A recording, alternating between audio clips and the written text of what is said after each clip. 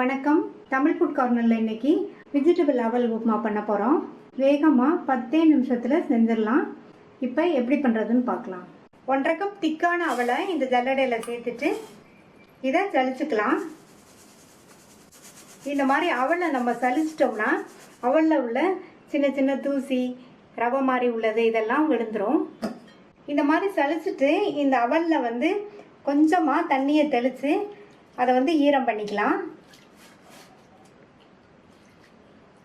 இந்த வடிகட்டிலே இருக்கட்டும், எக்ஸ்ட்ரா தண்ணி இருந்தால் வடிஞ்சிரும். ஸ்டவ்வில் ஒரு பேன் போட்டிருக்கேன். அதில் 3 டேபிள் ஸ்பூன் எண்ணெய் சூடானதும் அதில் 3 டேபிள் ஸ்பூன் வறுக்காத வேர்க்கடலையை சேர்த்து வறுத்துக்கலாம். வறுக்காத வேர்க்கடலைன்றதுனால ஃபஸ்ட்டே சேர்த்து நான் வறுத்துருக்கேன். நீங்கள் வறுத்த வேர்க்கடலைன்னா கடுகு உளுந்து சேர்த்ததுக்கப்புறமா வறுத்தா போதும். வேர்க்கடலை நல்லா எண்ணெயிலேயே வறுபட்டுருச்சு.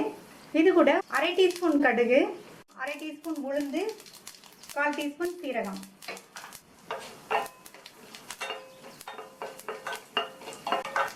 இப்போ கடுகு உளுந்து சீரகம்லாம் நல்லா பொரிஞ்சிருச்சு. 2 டேபிள் ஸ்பூன் பொடியாக கட் பண்ண வெங்காயத்தை சேர்த்துக்கலாம். 1 கட் பண்ண காஞ்ச மிளகாய், 2 கீறின பச்சை மிளகாய். இந்த வெங்காயம்லாம் வதங்கட்டும். வெங்காயம் ஓரளவு வதங்கிருச்சு. அடுத்து இது கூட 3 டேபிள் ஸ்பூன் நல்லா பொடியாக கட் பண்ண கேரட், 3 டேபிள் ஸ்பூன் குடமிளகாய் சேர்த்துருக்கேன், 3 டேபிள் ஸ்பூன் பீன்ஸ். இது எல்லாத்தையுமே நல்லா பொடியாக கட் பண்ணிக்கணும்.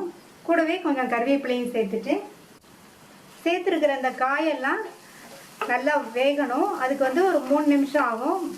3 நிமிஷம் போல் இந்த எண்ணெயிலேயே வதக்கிக்கணும்.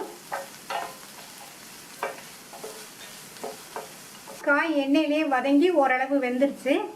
அடுத்து 3 டேபிள் ஸ்பூன் அளவுக்கு பொடியாக கட் பண்ண தக்காளி, 3 டேபிள் ஸ்பூன் ஃப்ரோசன் பட்டாணி. நான் ஃப்ரோசன் பட்டாணிங்கிறதுனால இப்போ சேர்க்குறேன். ஃப்ரெஷ்ஷான பட்டாணினா நீங்கள் வெங்காயம் வதக்கிட்டு காய்கள்லாம் சேர்க்கும் போது அப்போவே சேர்த்துக்கங்க. இது கூட 1/4 டீஸ்பூன் மஞ்சள் தூள், இதுக்கு தேவையான அளவு உப்பு சேர்த்துட்டு நல்லா மிக்ஸ் பண்ணி விட்டுக்கணும். இந்த தக்காளியும் நல்லா வதங்கி வரணும். தக்காளியும் நல்லா வதங்கி சாஃப்ட் ஆயிடுச்சு. சேர்த்த காய்கறிகளுமே நல்லா வெந்துருச்சு. அடுத்து இந்த அவலை சேர்த்துடலாம். அவல் சேர்த்துட்டு நல்லா ஒன்றா மிக்ஸ் பண்ணி விட்டுக்கணும்.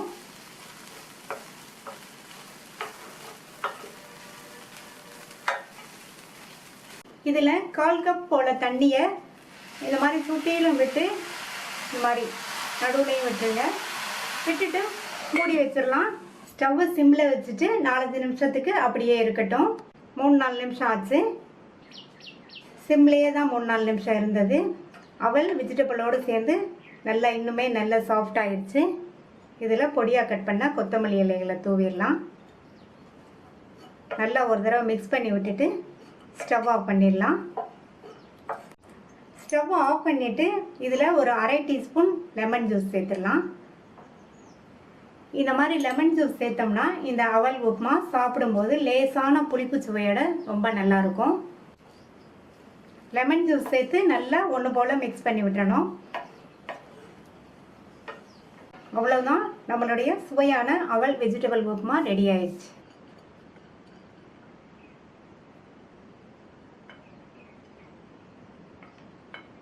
இந்த டேஸ்டான ஹெல்த்தியான உப்புமாவை ட்ரை பண்ணி பார்த்துட்டு உங்கள் கமெண்ட்ஸை சொல்லுங்கள். Thank you.